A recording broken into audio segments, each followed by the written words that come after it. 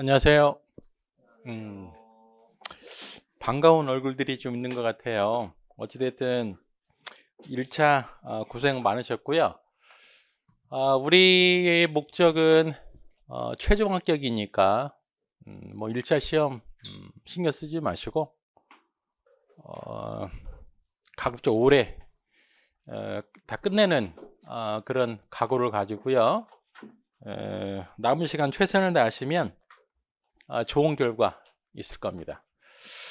자, 일단 우리 세무사 2차 그 원가 쪽을 보면 총 40점이죠. 이제 두 문제가 나오는데 어렵지 않아요. 어렵지 않다고. 여러분들이 부담을 갖는 이유는 있어요. 문제가 커요. 겁나게 커. 그 문제 읽다 지칩니다. 그러니까 사실 이 사이즈가 큰 문제에 대해서 적응하지 않으면 무슨 말인지 모르고요. 머리가 이제 백지창처럼 될 가능성이 커요. 그래서 2차 시험 같은 경우에는 일단 여러분들이 조금 단계를 밟아가면서 모범 답안을 작성하셔야 돼요. 그 연습이 돼 있어야 돼. 첫 번째는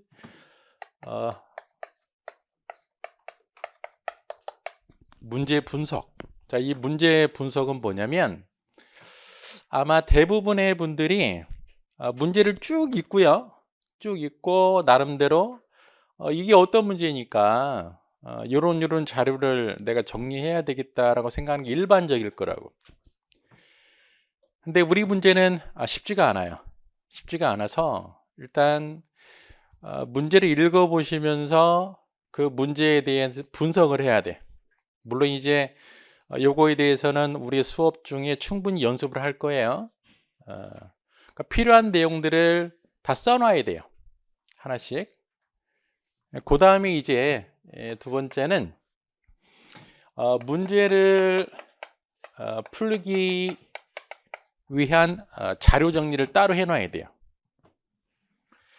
자, 결국에 문제 분석 자료 정리가 다 된 상태에서 이제 우리는 모범 답안을 작성할 수 있습니다. 실전에서 보면 요거 생각을 많이 하죠. 빨리 답안 작성해야 되겠다. 이런 생각을 먼저 가지고 접근하게 되면 답안도 작성도 안 되고요. 썼다 지웠다 썼다 이게 반복이 돼요.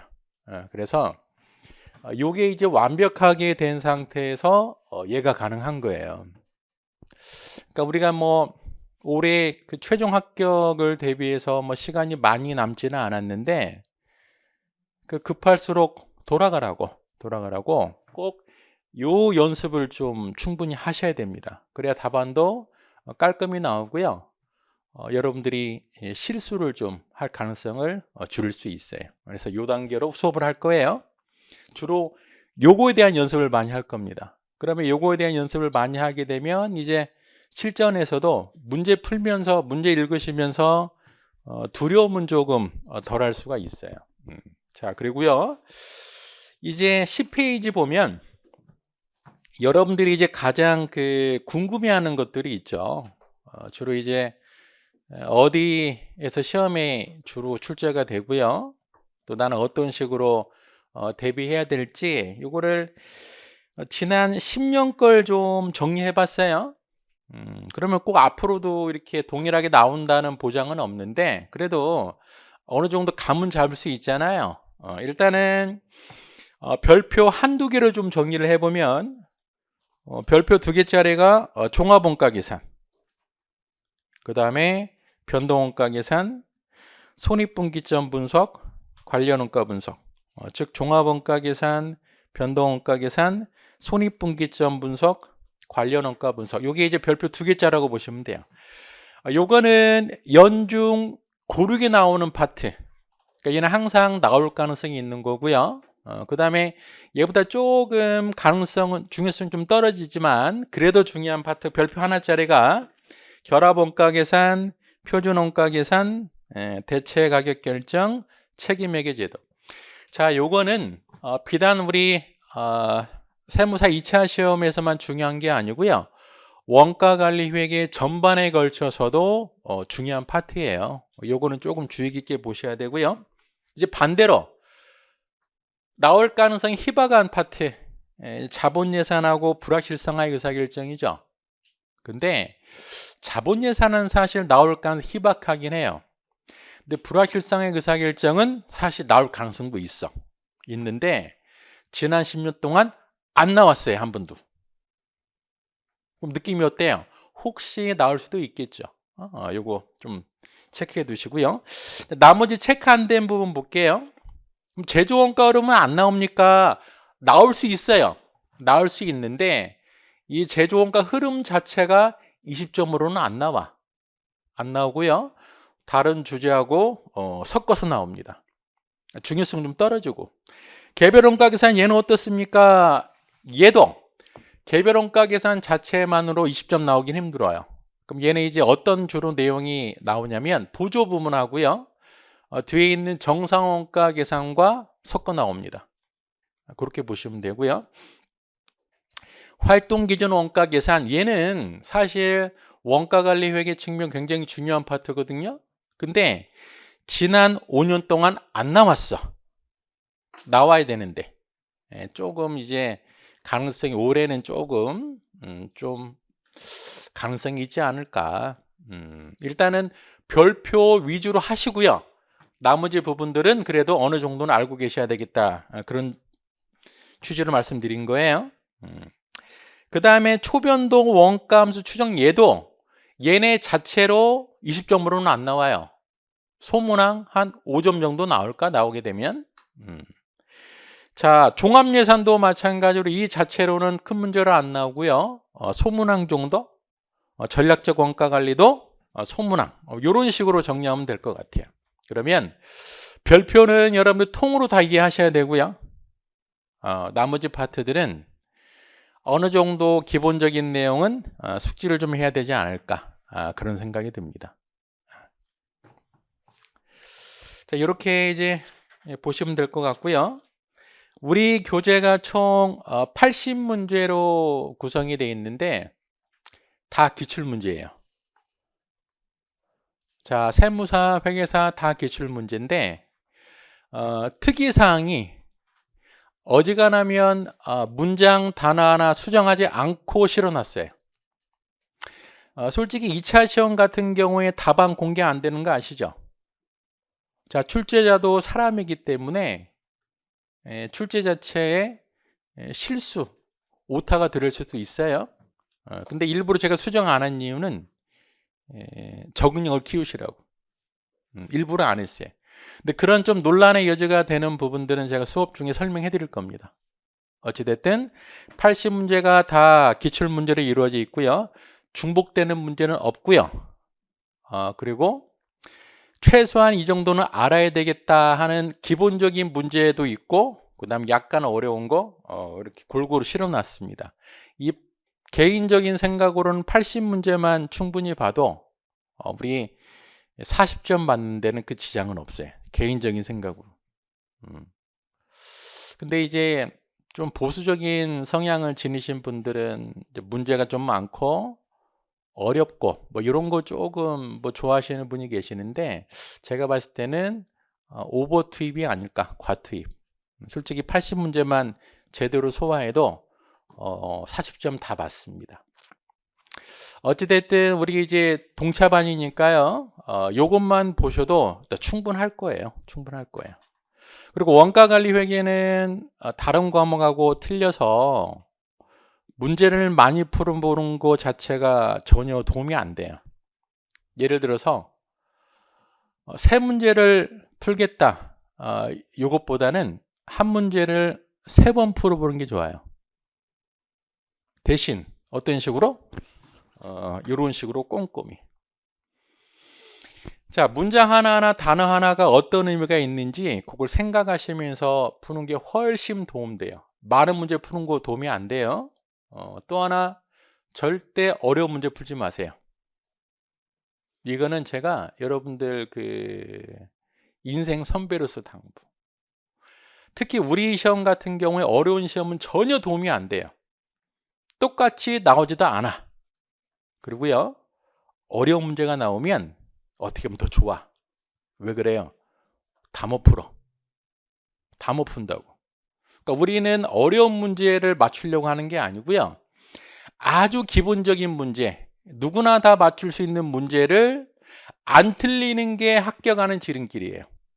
그러니까 포인트를 잘 잡아야 돼. 근데 조금 이제 실력이 좀 높고 이제 본인 생각하시기에 나는 원가 관리학이 좀 자신이 있어. 욕심이 좀 있는 분들은 아주 기본적인 문제는 그냥 눈으로 훑어 지나가고요. 뭐 새로운 문제, 복잡한 문제 풀고 나면 뿌듯한 문제를 가지고 애쓰시는 분이 계시는데 전혀 도움이 안 돼요. 전혀 도움이 안 돼요. 그리고 우리가 원가 관리 회계만 시험 보는 게 아니고 중요한 부분들이 많이 있잖아요. 우리가 공부해야 될 분량이 되게 많기 때문에 그렇게 공부하는 거 아니에요. 일단 기본적으로 아주 이거 내 틀리면 안 된다. 이걸 최대한 여러분들이 확실히 맞춘다는 그게 1차적인 목표. 그게 된 상태에서 이제 추가적으로 그 다음 단계 문제 푸는 거예요. 자, 사선은 여기까지 하고요. 이제 문제를 볼 건데, 자, 14페이지 문제 1번 보겠습니다. 자, 요 정도 사이즈가 스탠다드예요. 문제 1번. 요 정도 크기가 일반적인 크기라고 보시면 돼요. 자, 일단 문제 읽어보시고요. 뭐부터 하셔야 돼요? 문제 분석이라는 건 뭐냐면 문장 하나 꼼꼼히 읽어보시면서 내가 아는 정보가 나오면 밑에 부기하시라고. 이건 이렇네요. 그거 연습을 먼저 해야 돼요. 이게 된 다음에 문제 풀기한 자료 정리하고요. 모범 답안 작성 이렇게 진행을 할 겁니다. 자, 문제 쭉 읽어보세요.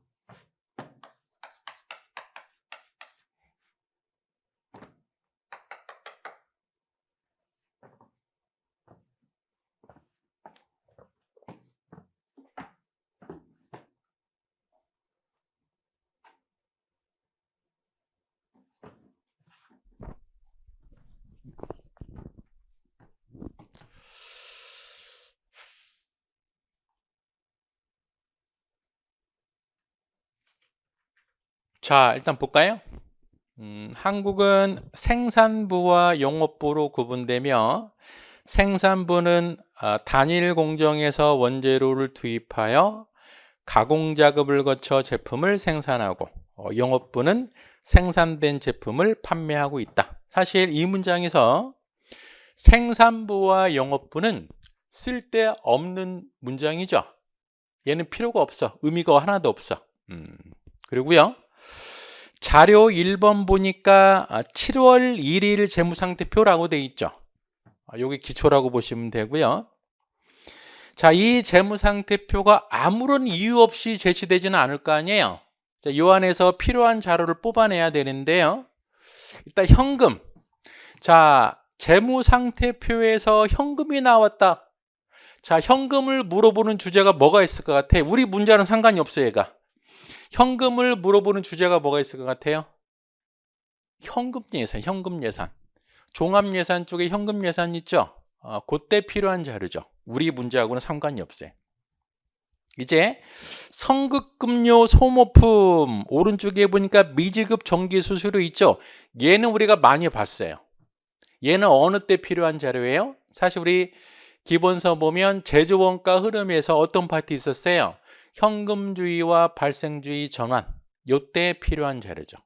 그러니까 문제 분석이라는 건 이런 걸 얘기하는 거예요. 문제 보시면서 이건 어디에 필요한 자료구나. 자, 원재료 정품 제품 얘는 통으로 쳐놔야 되죠. 원재료 정품 제품 얘는 가장 중요한 자료죠. 어디에서? 제조원가 흐름에서. 왜 중요해요? 자, 우리가 제조원가 흐름에 관련된 문제는 원재료 계정, 정품 계정, 제품 계정을 그려야 되잖아요. 당연히 기초 재고에 대한 내용은 굉장히 중요한 자료다. 기계장치 비품 얘는 뭐 특별히 중요한 자료는 아니고요. 오른쪽에 자본금, 잉여금도 마찬가지고. 그럼 우리 문제에서 필요한 자료는 성급금료부터 제품까지 대변 쪽은 미지급 정기 수수료가 우리한테 필요한 자료다. 자, 자료 2번 볼게요. 7월 1일부터 7월 30일 2차 시험에서는 이런 것도 체크를 해야 돼요. 제시된 기간이 7월 달이에요. 근데 느닷없이 1년 걸 물어본다든지 수개월 거 물어본 경우도 있어요. 요거 체크해 두시고요. 자, 동그라미 1번. 얘는 익숙하죠? 원재료를 580만에 현금 구입했다. 어떤 느낌이 들어요? 야, 이제 월초 원재료 재고하고 구입했으니까 월말 원재료 재고만 있으면 사용을 계산할 수 있겠구나. 이런 생각이 들어야 돼요. 자, 2번. 금년은 7160000 드디어 나왔네. 현금 지급했다. 이제 뭘로 바꿔야 돼요? 현금주의를 발생주의로 바꿔야 됩니다. 동그라미 3번. 전기수수료 얘도 어떻게 해요? 현금 지급했다고 그랬잖아요. 뭘로 바꿔야 돼요? 발생주의로 바꿔야 됩니다. 자, 4번. 생산부에서 사용하는 기계 감가상각비는 40만원, 영업부에서 사용하는 비품의 감가상각비는 10만원. 구분되죠? 40만원은 제조원가고 10만원은 판관비구나. 판관비가 나와 있네? 어떤 느낌이 들어야 돼요? 혹시 영업이익 물어보는 문제 아니야? 이해되죠? 그런 걸 떠올라야 된다고. 그러니까 이런 습관이 돼야 돼요. 문제 읽으면서. 한꺼번에 다 이해하려고 하면 안 돼요. 그럼 써놓는 거지. 판관비가 나왔구나. 분명히 영업이익을 물어볼 거야.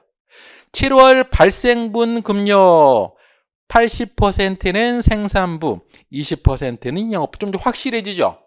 자, 그럼 급여 중에 20%가 판관비니까 분명히 영업이익을 물어볼 거라고.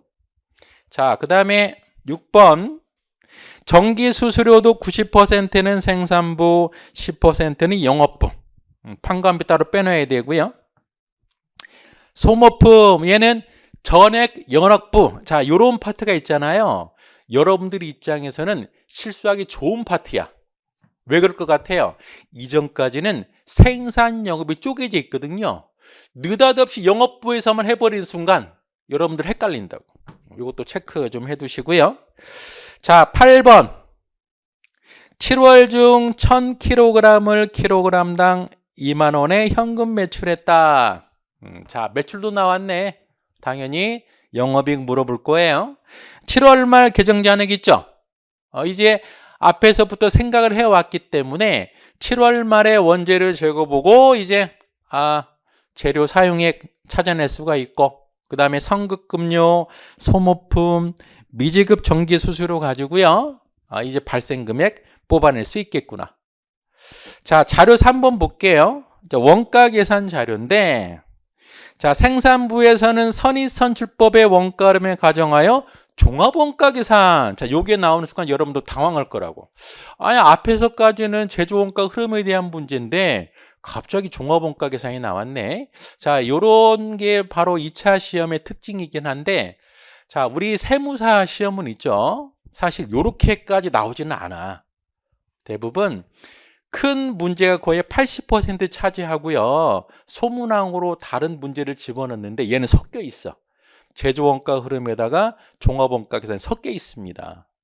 우리 세무사 시험에서 흔치 않은데 뭐 회계사 시험에서는 이렇게 문제가 나와요. 어찌됐든 이 문제는 갑자기 제조원가름 잘 나오다가 종합원가 계산을 물어본 거예요. 자, 이때는 어떻게 하시면 되냐면 일단 자료 1번, 2번 생각하지 마세요. 전혀 다른 주제가 나오면 생각을 비워야 돼. 자료 3에만 집중하시면 돼요. 왜? 우리 하나라도 맞춰야 되거든. 이걸 섞어서 생각하다 보면 둘 다 놓쳐요. 자, 이제 자료 3번만 보니까요. 기초조용품 수량은 500kg, 재료원가 진척도는 60%, 가공원가 40%. 조금 또 이제 다르게 나오죠. 평소와 달리. 일단 재료원가는 일정 시점에 다 들어가면 100% 아니면은 빵 %인데 우리 문제는 어때요? 이 재료원가마저도 가공원가처럼 진척도가 제시되어 있습니다. 그럼 여러분들은 가공원가가 2개 있다라고 보면 돼요. 편하게. 자, 3번. 7월 중에 생산부에 신규로 투입한 원재료는 1000kg이다. 그리고 공손감도 다행히 없네요. 자, 기말조용품 수량은 400kg이고요. 재료원가, 가공원가 진척도가 80%이다. 자, 1, 2, 3, 4번이 종합원가 계산을 하기 위한 기본 자료가 되고요. 5번 볼까요? 영업부서에서도 선입선출법의 원가름을 가정하여 재고자산을 판매 관리하고 있다. 5번에 대한 내용은 어떤 내용일 것 같아요? 갑자기 영업부에서 선입선출법이 나왔어. 매출원가. 매출원가죠. 월초 제품의 단기 제품 제조원가가 단가가 다르잖아요. 분명히 우리는 영업이익 물어볼 거니까 매출원가 계산해야 되는데 그거를 선입선출법을 하겠다 그런 얘기예요. 결국에 그럼 큰 틀은 제조원가 흐름인데요. 그 사이에 뭐가 끼어져 있어요? 현금주의를 발생주의로 바꾸는 거. 그거 뭔가 모르겠는데 종합원가 계산 하나가 더 들어가 있는 거죠. 됐죠? 아직은 여러분들 입장에서는 큰 틀을 잡기 힘들어요. 자, 그러면 우리 이제 여담으로 자료 3번에서 미심쩍은 거 어디 있을까요?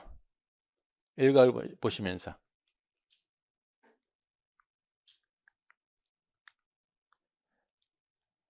자, 미심쩍은 걸 찾아내려면 굉장히 꼼꼼히 봐야 돼. 굉장히. 3번, 동그라미 3번. 여기에 그냥 지나칠 수도 있어요. 근데 곰곰이 생각하면 머리가 아파 이게. 자, 우리 문제는 재료가 일정 시점 공정 초기에 다 투입되어 공정 진행 과정에 진척도에 따라 투입이 돼요. 공정 진행 과정에서 완성도에 따라 투입되는 거죠. 뭐라고 돼 있어요? 원재료 1000kg이 투입됐다라고 돼 있어요. 앞뒤가 사실 안 맞아. 안 맞는다고. 근데 우리는 무심코 단기 착수량이 1000kg을 하고 넘어갔을 거예요. 근데 계속 보다 보면 안 맞는다고. 정확한 표현은 어떻게 해야 될까? 1000kg이 수량이 착수됐다. 이렇게 써야 되는 게 맞아 사실. 그의 오해 소지를 줄일 수가 있어. 만약에 원재료가 공정 초기에 일시에 투입된다면 이래도 괜찮아. 근데 우리 문제는 원재료가 공정 초기에 일시 투입되는 게 아니고요. 진척도에 따라 투입되기 때문에 이렇게 써버리면 오해의 소지가 있어. 어쩔 수 없죠. 답은 공개가 안 되니까. 됐어요? 그래서 일부러 제가 수정 안 한 거예요. 한번 생각해 보려고. 자, 그것도 밑줄 치고 다 써볼까요? 7월 중에 생산부에 신규로 투입한 원재료는 밑줄 치고요. 수량은 이렇게 해야 정확한 표현이 되겠죠.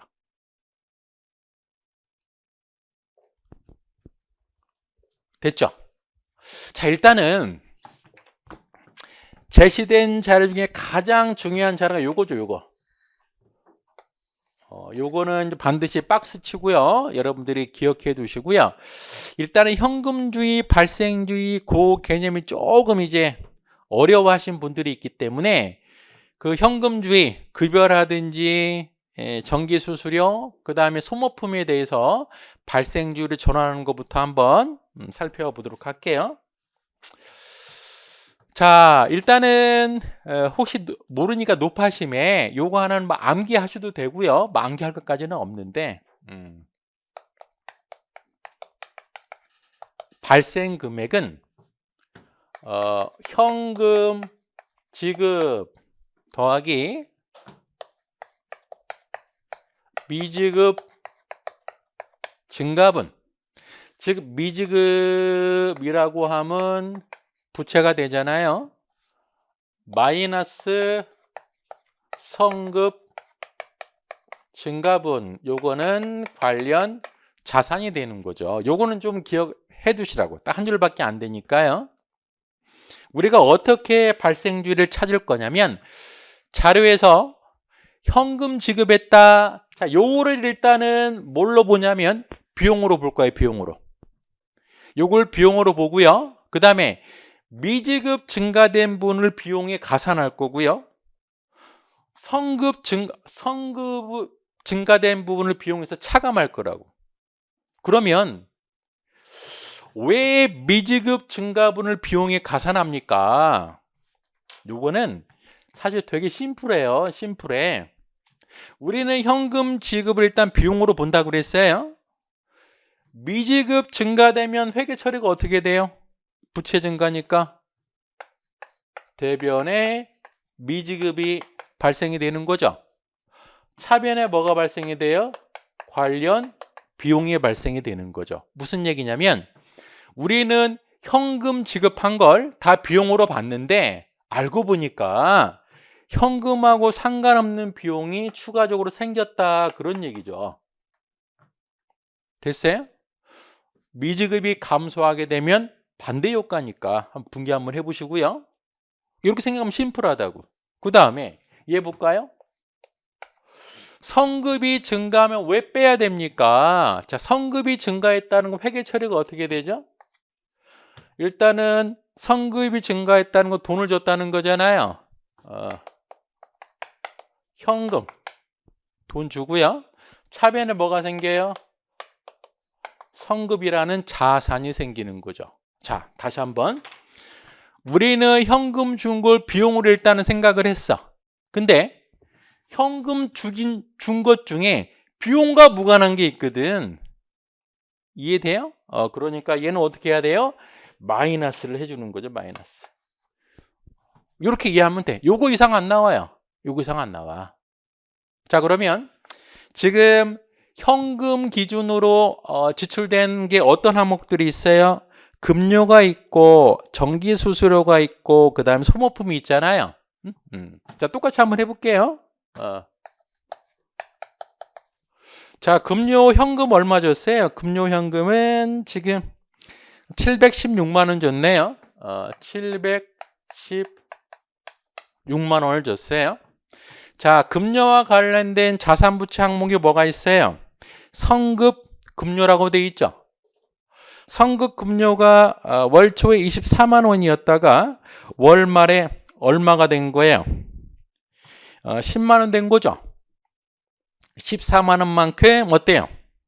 줄어들었죠. 그럼 여기에 가산해야 돼요? 빼야 돼요? 줄어들었으니까 가산 14만 원. 그래서 급료 발생 금액이 얼마가 되냐면 730만 원이 됩니다.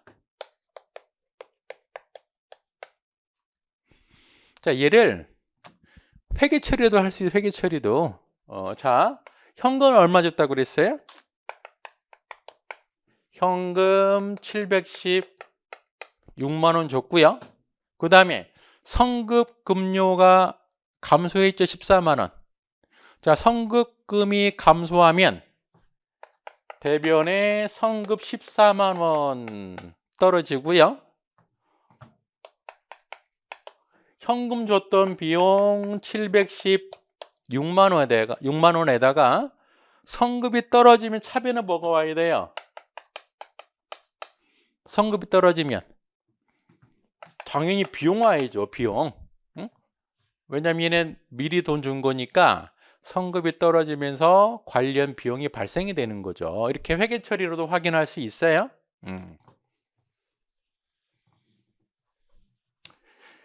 자, 그 다음에 두 번째 전기수수료. 돈 얼마 줬어요? 전기수수료는 108만 원 줬대요. 자, 전기수수료 관련 자산부채 항목 보니까요. 미지급 전기수수료가 24만 원. 월말이 얼마가 돼요? 36만 원이죠. 미지급이 12만 원 늘었죠. 자, 부채가 증가했으니까요. 더하기 12만 원 하게 되면 전기 수수료가 120만 원 이렇게 되고. 자, 이제 소모품. 자, 소모품 사는데 돈 얼마 줬어요? 150만 원 줬죠. 자, 소모품 관련 자산 36만 원짜리가 얼마가 된 거예요? 12만 원 됐죠. 그렇죠? 자산이 어때요? 줄어들었죠. 자산 줄어들었으니까 플러스 해주면 되겠네요. 자산 늘어나면 마이너스니까 줄어들면 플러스. 예. 그래서 더하기 24만 원에서 174만 원. 요거 한번 회계처리 한번 해볼까요? 일단 소모품 사는데 돈 얼마 줬다고 그랬어요? 150만 원 줬죠? 그러면 소모품비 150만 원에다가 현금 150만 원이 되고요. 소모품이 얼마 줄어들었어요? 24만 원 줄어들었잖아요. 그러면 자산 소모품이 24만 원 줄어들면서 뭐가 늘어났어요? 소모품 비가 늘어난 거죠. 됐어요? 예. 자, 이렇게 해서 이제 단기 발생 비용을 다 찾아냈고요. 요걸 이제 쪼개야 되겠죠. 제조 쪽 금액하고요.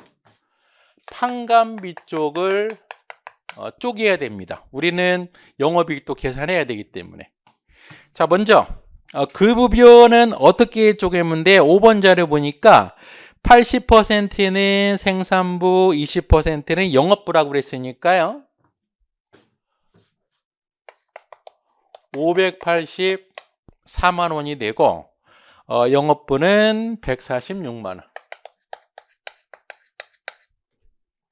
자, 전기 수수료 같은 경우에는 6번 자료 보니까요. 90%, 10%. 예, 그래서 1080000이 되고요.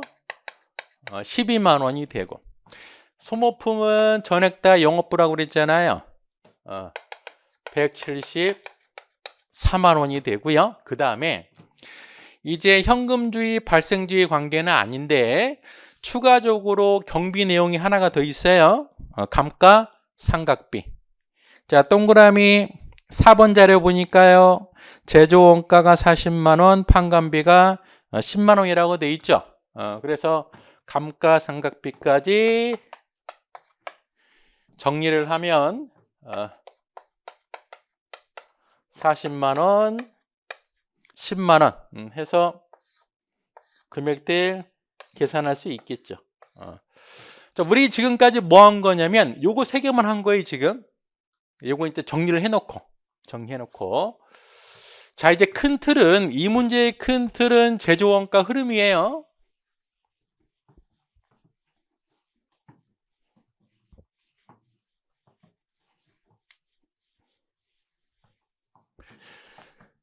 자, 제조원가 흐름에 관련된 문제니까요. 요거부터 작성을 해야죠.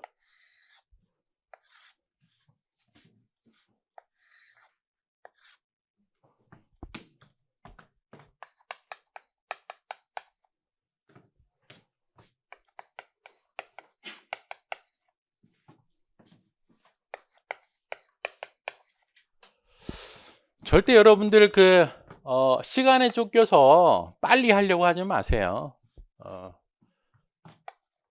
그 정도로 시간이 촉박하지 않고 빨리 하려다 보면 실수합니다. 일단 뭐부터 정리해 놔야 돼요? 월초 재고 140만 원,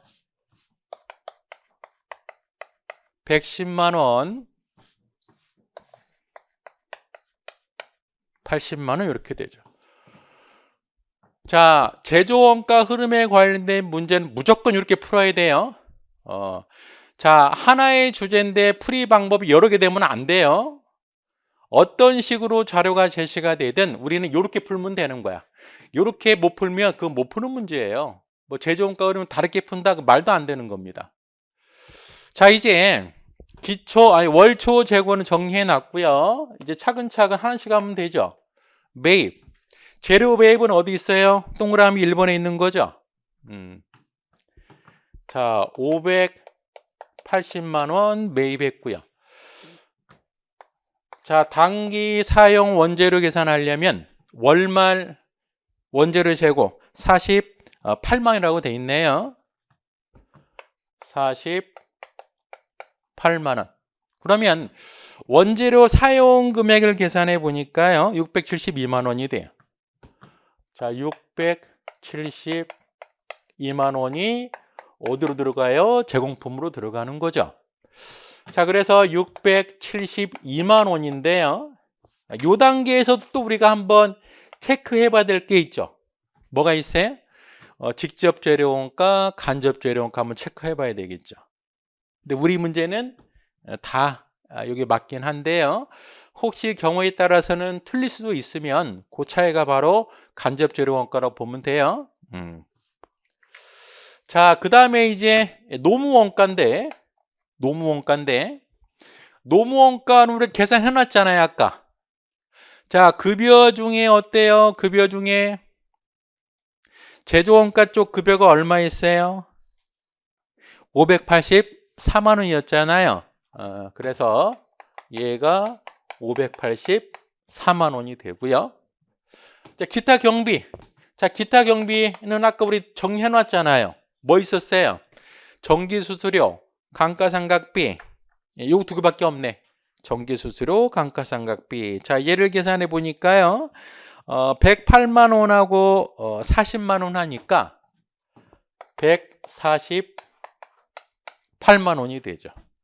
자, 그래서 제공품의 차변합계 계산할 수 있죠. 그렇죠? 그 다음에 이제 완성품하고요. 월말 제공품 계산한 다음에 완성품은 제품 창고로 입고시키면 되고, 이 중에 판매된 부분 월말 재고 있으면 얘가 매출원가가 되는 거죠. 그렇죠? 자, 이제 제공품에서 제조원가는 다 집계를 했어요. 만약에 문제에서 당월 총 제조원가라 물어본다면 얘가 얼마가 되는 거예요? 요거 3개 더하면 되는 거죠. 그렇죠? 이게 당월총 제조원가예요.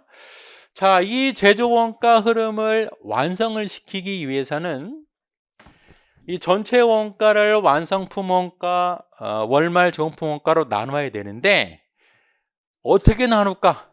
요게 바로 자료 3번에 있는 내용이에요. 요게 자료 3번이라고. 자, 우리가 제조원가 흐름에서 제공품이라는 거는 얘가 바로 공정이에요, 공정. 자, 우리는 지금 이 공정을 뭘로 봤냐면 종합원가 계산으로 봤고요. 자료 3번을 가지고 완성품하고 월말 제공품을 쪼개야 됩니다. 얘를 이제 그대로 가져와야 되는 거죠. 자, 종합원가 계산이니까요. 일단 물량 흐름만 좀 파악해 볼까요? 자, 당월에 1000kg이 착수가 됐다고 했고요. 월초 재고는 500kg인데요.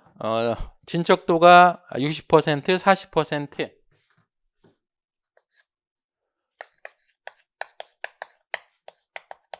40%고요. 자, 그 다음에 신규로 1000kg이 착수가 됐고요. 기말 제공품은 400kg인데요. 40%, 80%. 이 정도로 할까요? 400kg이 되고 40%, 80%. 40%, 80%. 자, 공송감손이 없다고 그랬으니까 총 1500kg, 400kg이니까요. 완성 물량은 1100kg이 되죠. 근데 선의선주법이라고 그랬으니까 얘가 먼저 완성이 되는 거죠.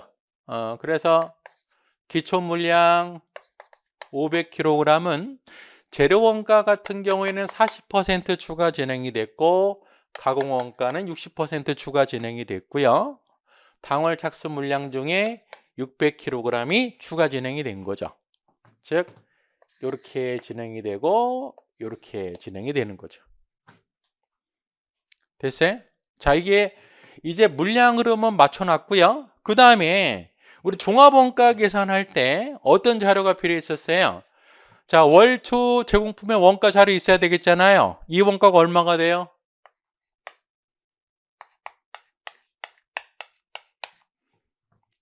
얘지 얘. 요게 바로 원가 계산하는 공간이에요. 월초 제공품은 얘가 된다고요. 근데 지금 재료 원가하고 가공 원가 진척도가 다르잖아요. 재료 원가는 얼마 투입된 거예요? 얘가 투입된 거라고. 가공 원가는 얘가 투입된 거고. 됐어요? 같이 연결시킬 수 있어야 돼요. 그래서 재료 원가도 공정 전반에 균등 발생하는 거고요. 가공 원가도 공정 전반에 균등 발생하는 거예요. 각각 금액은 재료 원가 같은 경우에는 672만 원이 되고요. 가공 원가는 둘이 더하니까 요 금액이 732만 원이 됩니다.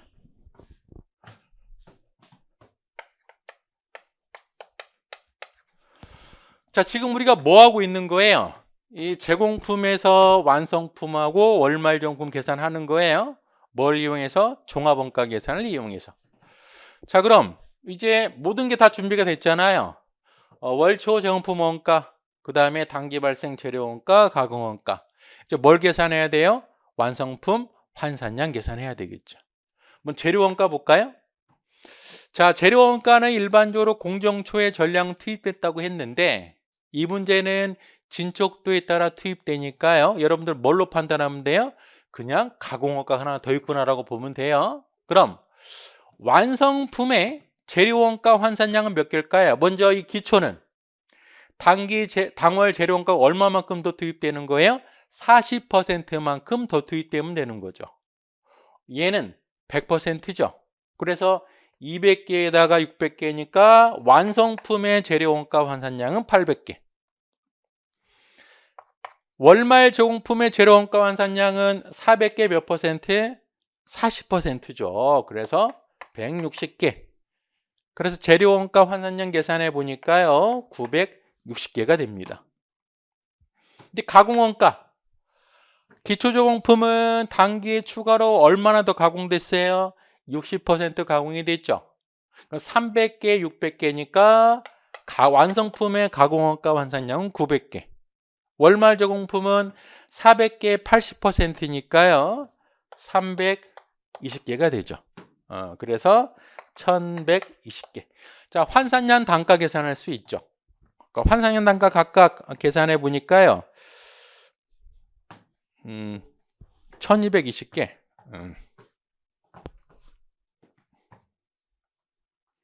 1220개에서 환산량 당해당 원가는 7,000원, 6,000원이 됩니다. 재료 원가는 7,000원이 되고요. 가공 원가는 6,000개. 자, 여기까지 하면 4단계까지 끝난 거죠. 그렇죠? 그러면 이제 공간이 좀 부족하니까요. 얘를 지우고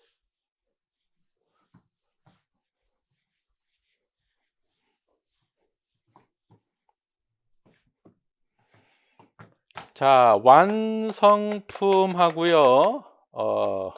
월말 제공품 선의선출법이니까 얘는 완성품 원가에 넣어줘야 되겠죠. 그래서 110만 원 넣어준 상태에서 완성품의 재료 원가 환산량 몇 개라고 그랬어요? 아까 200개, 600개니까요. 800개 곱하기 7,000원. 가공원가 환산량은 300개, 600개니까 900개 곱하기 6,000원 하면 되겠죠. 저 월말 저공품은 얘니까 재료원가 환산량은 160개 7,000원, 가공원가는 320개 6,000원 하니까요. 완성품과 월말 저공품 금액은 완성품은 1210만 원 3040 000 1210만 원이 되고 3040 000이 되고요. 자, 이제 이거 채울 수 있죠. 자, 완성품의 원가는 1210만 원이 되고요. 월말 제공품은 3040 000. 당연히 이 금액은 같아야 되겠죠. 자, 이제 당월 제품 제조원가는 제품 창고로 들어가겠죠. 1210만 원이 되고요. 이제 총 판매 가능한 제품에서 판매된 매출원가고요. 월말 제품 또 구분해야 되겠죠. 그렇죠?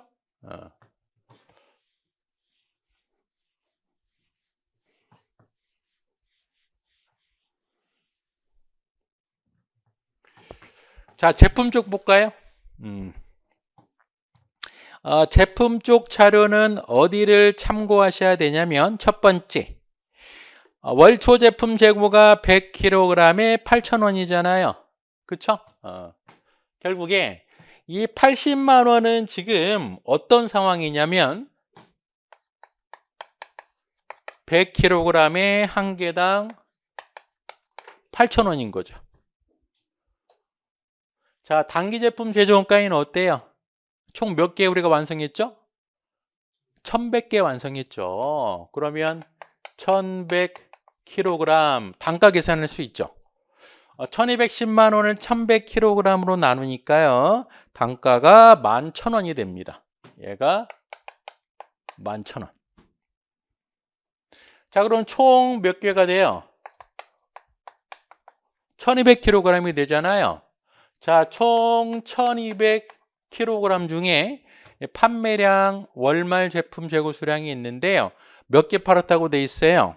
동그라미 8번 자료 보니까요. 1000kg 팔았죠. 1000kg 팔았으니까 월말 제품 수량은 2000kg이 되죠. 얘가 매출원가죠. 다 끝난 것 같은데 하나 고비가 더 남았네. 선의선출법이라고 그랬으니까요. 이 1000kg은 두 개로 쪼개지죠. 즉 전월 넘어온 거 100kg은 얼마짜리? 8,000원짜리고요. 당월 생산해서 완성된 부분은 얼마짜리예요? 11,000원짜리가 되는 거죠. 이게 바로 매출원가. 그럼 이제 손익계산서도 작성할 수 있겠죠. 자, 손익계산서 먼저 매출원가 1000kg을 4번 자료 보니까 2만 원에 팔았다고 돼 있죠.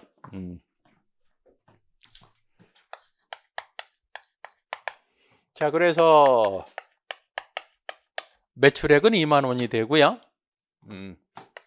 매출원가는 얘가 매출원가잖아요. 요걸 계산해 보니까요. 1070만 원.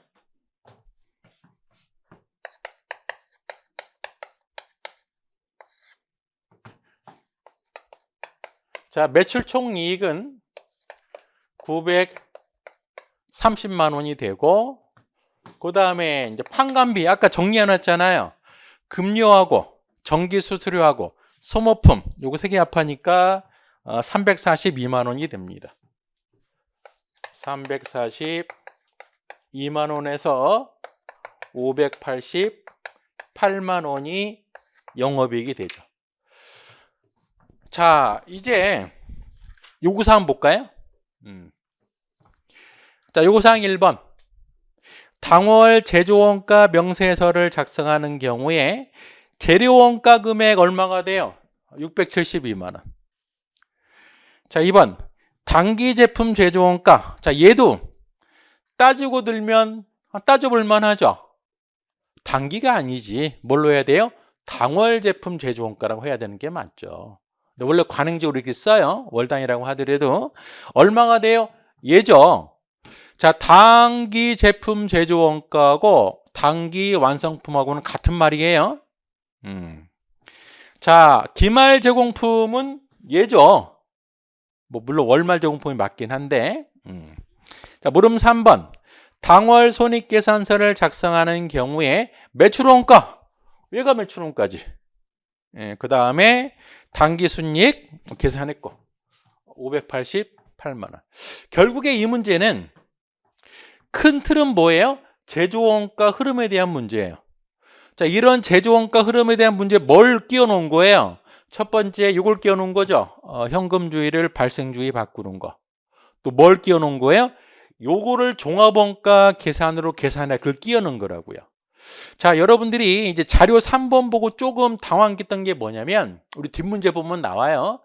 일반적으로 제조원가 흐름에 관련된 문제는 요 금액이 주어지든지 요 금액이 제시가 되기 때문에 당연히는 바로 확인할 수 있는 거죠. 또는 이 제공품에 대한 원가 계산을 종합원가 계산이 아니고 개별원가 계산으로 많이 주어져요. 개별원가 계산은 어떤 특징이에요? 자, 1번이라는 기초제공품이 있었고 2, 3번이 착수가 됐고 1, 2번이 완성이 됐고 3번이 월말 제공품이다. 그러면 단기 제품 제조원가는 바로 뭐가 돼요? 1, 2번의 원가 합이 단기 제품 제조원가가 되는 거죠. 오히려 개별원가 계산으로 하는 게 바로 일반적이에요, 사실. 근데 우리 문제는 어때요? 여기에 종합원가 계산을 끼워 놓은 거라고. 결국에 응용을 시키면은 또 여기 뭐가 들어갈 수도 있어요? 결합원가 계산 들어갈 수도 있어요. 그러니까 뭐가 중요한 거냐면 제공품이라고 하는 공간은 바로 뭐 하는 공간이다? 원가 계산하는 공정이라고 이해하시면 돼요. 이해되셨어요? 그러니까 큰 틀은 제조원가 흐름인데 곳곳에 여러 가지 문제를 꼽아 놓은 거잖아요. 자, 이런 문제를 풀 때는 딱딱 잘릴 필요가 있어요. 한꺼번에 전부 다 해결을 하려고 하면 정리가 안 돼요. 그래서 지금 연습하는 거니까 좀 충분한 시간 가지고요. 문제를 꼼꼼히 읽어보셔야 됩니다. 자, 그리고 각 문제를 보면 이제 나중에 복습할 때 위해서 말씀드리는 거예요. 일단은 문제 자체에 파란색으로 칠한 부분이 있잖아요. 그게 이제 여러분들이 한번 주의 깊게 봐야 될 부분이고요. 그 다음에 키포인트라고 있는데 요게 또 이제 여러분들 문제 분석에서 좀 필요한 부분들. 그 다음에 다음 페이지 넘기면 자료 정리라고 돼 있죠. 요게 이제 여러분들이 문제를 풀기 위해서 자료를 다 정리해야 되는 것들입니다. 요런 게 다 준비가 돼야 이제 모범 답안을 작성할 수 있어요. 실제 모범 답안은 구구절절 쓰는 게 아니잖아요. 그렇죠? 결국에는 문제 분석과 자료 정리가 돼야 모범 답안을 깔끔하게 쓸 수 있는 겁니다. 그래서 이 내용은 이제 복습할 때 한번 참고해 보시고요. 자, 잠시 쉬었다 하겠습니다.